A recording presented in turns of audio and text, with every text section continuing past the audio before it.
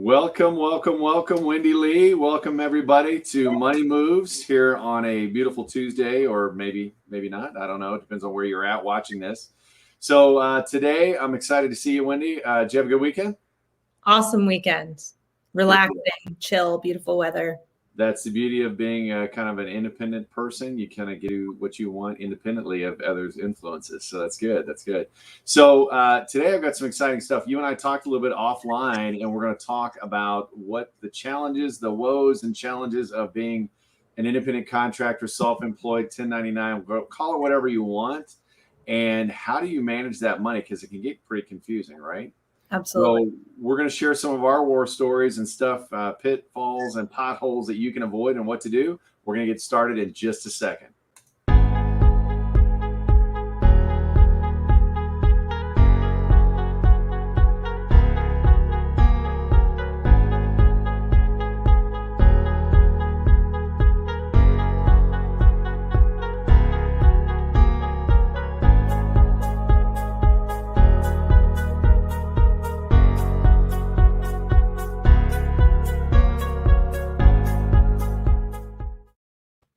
All right. Well, welcome back, everybody. I feel like I'm at the starting block of Hunger Games on that intro there. Like I'm ready to roll. I don't know about you. I'm just all right. Let's go. Let's go. Let's do it. All right. So today we're talking about what it's like to be employed, self-employed, or 1099 or independent contractor. You've heard talked about different. Basically, you're commission based, right? You're getting these checks. 1099, right? 1099. Yep, that's the IRS forms, the 1099. Hopefully, all those checks are big fat checks for you. They don't always start that way. We all need to talk. I know, right? Seriously. But sometimes they can go up, they can go down, and it can get confusing, especially if you're looking at these checks like a net check, like a paycheck, right? And there's a lot of things that you can do to avoid some of the pitfalls. But before we jump into that, let's go back and talk about why it gets confusing. And why do you think, Wendy, some of the people look at this like a net check? I mean, especially if it's a side hustle, I could see how that can happen, right? Yeah, like as a side hustle, I know for me, when I started out, it was like a $120 check and then a $250 check. And so I would put a little bit back into the business. Like for me, I was in network marketing. So I bought my product, paid for my website, and then I'm like, money, right? And guess what happened? The next year I made like a lot more. I shouldn't make income claims, but I made a lot more. It was like more than my full-time job previously. And I was still kind of treated it the same way.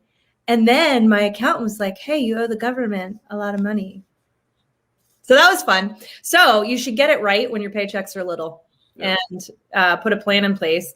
And yeah, you like your commission check. That's what I say to network marketers. Like your commission check is not your paycheck, right? That's your gross. You got to pay your business and then you pay yourself. And the IRS. You got to pay your business, the IRS, and then yourself. Well, and that's the thing. And I always joke, you've got your state tax. I'm in a state with non-state tax or no state tax, I guess. There's 9, by the way. I looked it up. There's 9 states with no income tax. There you go. So if you're in a state that has state income tax and you're not married to the state, maybe look elsewhere. Texas is great, right? That's a good big place to move and spread out. As well as a couple of others, but the federal government will always get theirs. And that's what I joke, you take those two words, the IRS, put them together. Oddly enough, it spells theirs, and they will figure out a way to get theirs out of your pocket. And you want to make sure you pay them, right? It's that whole render unto Caesar what is Caesar. So looking at that, I love what you just said, Wendy, about starting small. Make those adjustments when you first get started. I mean, it may seem like, it's only $100 check or $200 check. I'm just going to keep it if it's a side hustle or something like that. But when you do that, you start building that habit, right? Just keeping it and thinking of taxes and reinvestment and stuff like that down the road. So you look at, okay, what are some of the challenges that could be a result of that? Obviously tax headaches, right? We can talk about that here in a little bit. Not reinvesting in your business. Okay. That's a biggie. If you don't reinvest in your business, it's going to flounder, it's going to grow. And you get in the habit of looking at it as a cash grab when it comes in. Okay. And you're not saving it, not reinvesting it, things like that, as opposed to running it as a business. And I don't care if you're a realtor. I don't care if you're, you're in a network marketing or an MLM. Those are real businesses. And if you run it like that, you need to run it like that. You need to pay yourself like that too. So you kind of get where I'm going. With network marketers, a lot of times, I just want to throw this out there because I know a lot of network marketers watch this. We get pay cards from the company that your commission, you can set it up to automatically load on a debit card. Worst idea ever. Yeah, I can see that. You treat it like you're spending money. Yeah. And so I have mine set up that when it comes in, it automatically goes to an income account, and then that income account distributes out.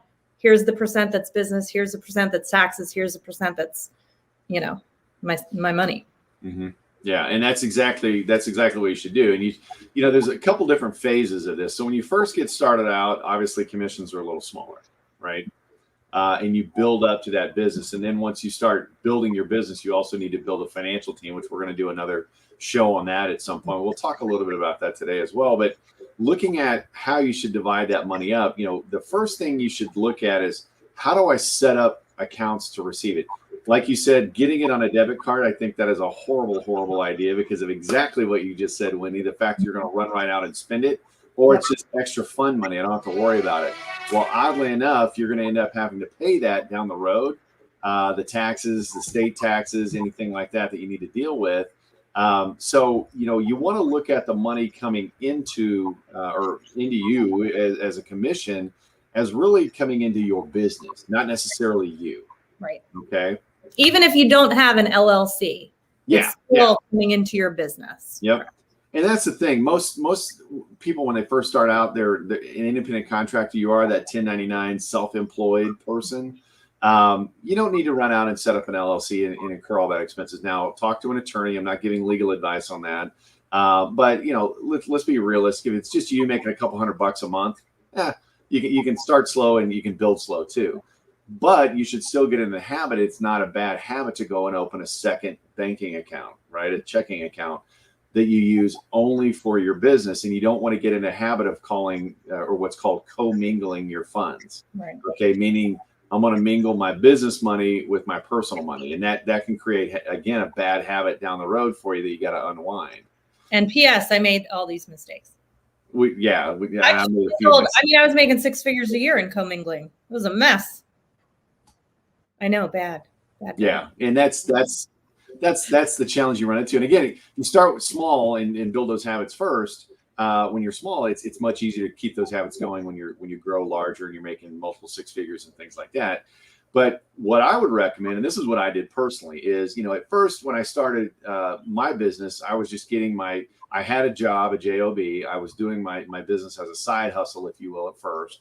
And I would get my commission checks. They'd go right into my regular checks. And it got difficult on separating, okay, what was what? I had to go back and look. How much was that? Was my paycheck? What's left? And this, that, and the other. And then you can start confusing yourself. Is my business really making the money it should be making? Mm-hmm. Because you don't know. So a simple solution to that, open a separate checking account, still in your name as, John Jones or whatever the case may be. That's a regular checking account. Most banks, if you've got multiple accounts over certain balances, it's free anyway. Yeah. And then have that as your deposit check that's coming in for your commissions. Okay. And that's kind of step one, is separate the money from your day job and then have that coming into its own separate account. That way you can kind of see it growing. And you say, okay, I got a $100 check there, a $50 check there. Ooh, I got a comma check, right? That's kind of a big deal, kind of a milestone there. And then as you start seeing that, you'll know what's going on and you'll see that account grow. Okay. So that's kind of the first step, set up a separate account. The second is dividing it on who gets what or what goes where, right? Yep. So what are some things I should be thinking about there, Wendy? Yeah. I mean, back into your business, right? I personally have back into my business tax, my personal, like where I'm going to pay myself from, and profit. So I have those. And then I also have a giving account. Mm-hmm. But I take a percentage of my giving and my savings from what I pay myself. So I have those accounts set up. Yeah. So, and you can set it up however you want. I mean, that's a great idea. The way I would suggest setting it up, this is what I did, or what I did for myself. I had my Render Under Caesar account, right? Set up your taxes. You want to make sure you do that so you can pay your taxes quarterly. Or if you decide you want to pay them at the end of the year, what you don't want to have is all of a sudden you've got an additional $10, $15, $20,000 that you have to stroke a check for, and you're not prepared. Right. Okay. It's hard to have the 10, 20 sitting in an account and you only have to pay 8 and you get to bonus yourself the rest. There you go. There you go. Right. So, and I would recommend, depending on where you're at, what your tax bracket is at, but as a good swag, a good safe bet, somewhere about that 15 to 20%. Okay. That's going to set you up fairly well. Again, talk to your tax advisor, but again, about 10 to 15% set aside for taxes. Number 2 is that reinvestment, right? Reinvestment back into the business. And you're going to want to set aside at least 10% for that. And then you're in this for you, right? So you want to make money out of this. That's the whole point. I would make, 20% reinvestment into the future self. Okay. Meaning your savings, your retirement, whatever you want to call it, put that for your future self. And then whatever's left is going to go towards, any expenses, things like that. And then your profit would be the last, and that profit, there's a big difference between income and profit, right? And, basically your income's coming in, and then you pay yourself, pay the bills, whatever, and you've got that profit left over. So you can work that. There's a good book you recommended, Wendy. What was that? Yeah, it's Profit First by Mike Michalowicz. Yeah, and I'll put the link on that in the comments section. But it was a game changer for me, and it helped my brain. Like, you're really good, John. Like, things are natural for you, more natural for you to like go, oh, the organization, you have that organization piece. I am not an organized human being. I have to be really intentional with it. And so for me, Profit First took my scatteredness and went, here's what you do. Super simple. Well, and there you go. And that's whatever works, right? And whatever works for you. So that's the thing. You got to first acknowledge that you need some guidance in this area. Okay. Yeah. And it's okay to ask for help. I'm amazed that people, I got to do it all on my own. No, you don't. Why? I mean, know what you know what you don't know who knows what you don't know, and ask them how to help. Live in your gift and hire out the rest. There you go. There you go. So those are kind of the main areas. You want to make sure you've got your taxes. You want to make sure you've got your reinvestment. And I see a lot of people that just, hey, I got this $1,000 check, my first big common check in my business, and they're going to go out and buy a laptop or something. It's like, okay, yeah, that's technically a reinvestment, but again, you want to set some money back, and you want to get to a point where you're going to have excess in this account. Mm-hmm. You want to leave it there, and here's why. Because commission checks, are they all the same, like a paycheck, week in and week out, biweekly, monthly, whatever, right? No. And I'm gonna throw out a curse word, so earmuffs. Hell no, right? It's one of those that you have great months in your business. And a friend of mine gave me a great bit of advice when I first went from a W-2 world. I stepped out of that, fired my boss, and went into full-time self-employment. He goes, John, make sure you have a war chest set up, because something, the universe, the enemy, whatever, will come at you. And all of a sudden you're clipping along like, hey, and maybe that's a good show too. When do I make that transition from part-time to full-time? Oh, yeah. The universe is going to come at you, and it's going to throw you a curveball. And I don't know if you've experienced that. Whenever you've got something great about to happen in your life, all of a sudden it seems like the world's against you. I have never experienced that ever. Yeah, exactly. Right. Insert sarcasm. Yesterday. Yeah, exactly. Right. I mean, it's one of those things. It's crazy. So you look at that, and it's like, be prepared for that. So what this does is you have this money going in this account. Okay. And I've got, either I just keep it separated on a spreadsheet of how much is what, in for charity or for profit or whatever, or I create separate accounts for those as well. But the excess that's in there, you'll have excess in there. Leave it in there. Here's why. That next evolutionary phase is, okay, my business is clipping along good enough now where I can pay myself $1,000 a month or $10,000 a month or whatever the amount is as a consistent paycheck from your business to yourself. Okay.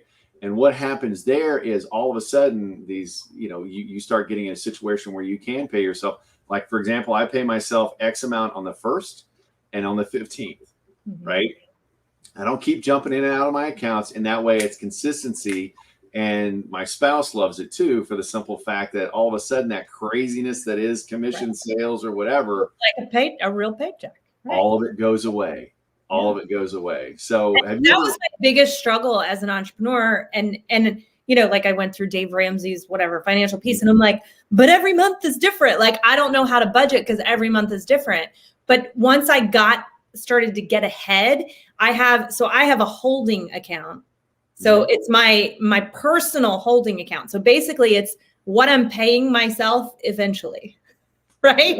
So I take 50%, which I divide some of that out to my whatever, but 50% of my paycheck goes in my personal holding account, but then I pay my personal checking account, right, that I operate out of. Yep. Well, my personal operating account, right? I pay it my paycheck. So then when I have a month like December in network marketing, my paycheck in January is always the worst, like for the whole year. Right? Well, I have enough in my holding account that I still can pay myself the same amount. Right? So that's what you want. Create. There you go. There you go. And that's the thing. And when you do it that way, guys and gals, all of a sudden you become even more freer. You don't have a boss anymore, but now you can go take a 2-week vacation and not worry about, I got to be on the grind. I got to make it happen. I got to be on the grind, right? Because you've stored up those nuts for winter. Yeah. And you will have good months. You will have bad months. I don't care what business it is. It's all seasonal. And it may not be seasonal every year. It may something happens in the economy. All of a sudden, COVID, people get laid off. They start shutting down their different subscriptions and things like that if they're buying, your supplements or whatever the case may be. So you've got to be prepared for that. And that keeps a steady, nice, calm, cool water top in your household. So, the lake is nice and calm and you don't have to worry about the turbulent ups and downs. And that was a game changer for me too, because it was, especially when I first switched over, it was like, okay, man, I had a great month. And you naturally, instinctively, for whatever reason, I'm still working on this. You kind of take your foot off the gas a little bit. Yeah. It's like, oh yeah, we're set. We're flush. Right. But it can create problems down the road. And so when you've got that steady paycheck coming in, and now, I just went and looked into my company account yesterday, and it was like, oh, okay, that's nice, because I just wanted to see what was in there because I didn't know how much was in there. Because now I've got it on auto pay where it just automatically pays me, again on the 1st and 15th. You can do every 2 weeks, whatever you're used to, and it makes that whole money situation, the problem go away. It seems like, and it all starts with kind of setting yourself up. So I don't know if you have any more to add on that. No, I mean, it's awesome. And it's free. Like you said, it creates freedom. Like I literally for 7 years did it the wrong way. Mm-hmm. For 7 years, I was always stressed about it. Yeah. And I would make money and I'm like, I made a whole bunch it's my biggest month ever, my biggest year ever. Where's all the money? Right. Yeah. And because I didn't have it set up, once I set it up this way, it was like, oh, all of a sudden, every time I look at my accounts, I have money. How does that happen? Right. Yeah. But it's totally different. Because and that's it. You're not treating it like a little side gig. You're not taking it like, okay, hey, I'm just gonna, spend it, and I got it, spend it. No, you treat it like a business. Now, don't get me wrong. You want to reward yourself and things like that, but be realistic and think long term, not short term.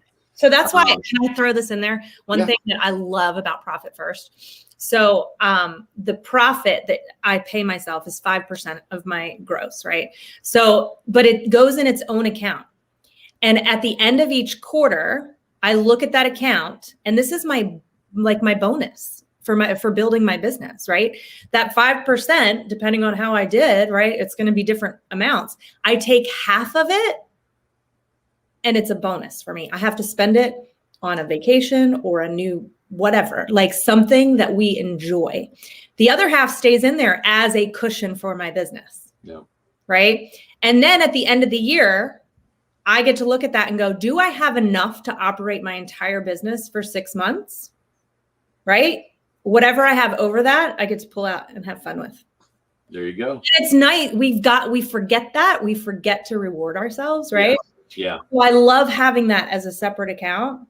Now, what Profit First will tell you is if you have debt, that 50%, you get to only keep 10% of the 50% and 40% goes to your debt. But you're still rewarding yourself. Yep. And you're getting out of debt.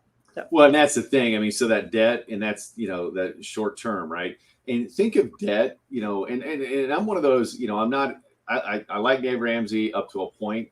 And this is where he and I differ. I think there is such a thing as good debt. Mm-hmm. If you're expanding the business and it's creating more revenue for you, if you're buying an asset and it's creating more revenue for you, if you're buying a home and it's creating more, assets for you, because, properties are going up in value across the country and have been for some time, that's good debt. What bad debt is spending money frivolously. I'm a financial planner. I talked to a client just yesterday that was getting ready to go out and buy a brand new car. I'm like, it made me twitch.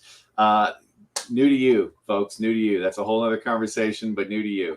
But it's one of those things that if you start putting these little plays, and the cool thing is everything we're talking about today is completely free for you.